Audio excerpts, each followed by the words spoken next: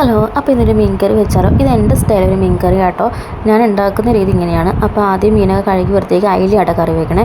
അപ്പോൾ അതിന് ഞാൻ ചട്ടി അടുപ്പത്ത് വെച്ച് ചട്ടിയും ചൂടായി വന്ന ശേഷം വെളിച്ചെണ്ണ ഒഴിച്ചു. വെളിച്ചെണ്ണ ചൂടായി വന്ന ശേഷം ഞാൻ ഉലുവ ഇട്ടു.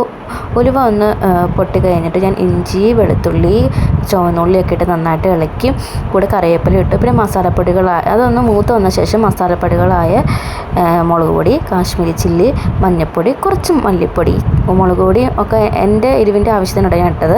എന്നിട്ട് നന്നായിട്ടൊന്ന് ഇളക്കി അതൊന്ന് മൂത്ത് വന്ന ശേഷം അതിലേക്ക് പുളി ഇട്ട് വെച്ച് വെള്ളം, കുടംപുളി ഇട്ട് വെച്ച് വെള്ളം ഞാൻ അതിലേക്ക് ഒഴിച്ചു. അപ്പോൾ വെള്ളമൊക്കെ ഒന്ന് വെന്ത് വന്ന ശേഷം ഞാൻ മീൻ അതിലേക്ക് പെറുക്കിയിട്ടു കേട്ടോ. അപ്പോൾ ഇത് ഇങ്ങനെ ആക്കിയിട്ടു. അവസാനം ഞാൻ കുറച്ച് തേങ്ങാപ്പാലെടുത്ത് ഒഴിച്ചായിരുന്നു കേട്ടോ. കുറച്ച് തേങ്ങാപ്പാൽ ഞാൻ തേങ്ങ ഒന്ന് മിക്സിയിൽ അടിച്ചിട്ടൊന്ന് കുറച്ച് ഞാൻ ഒഴിച്ചായിരുന്നു.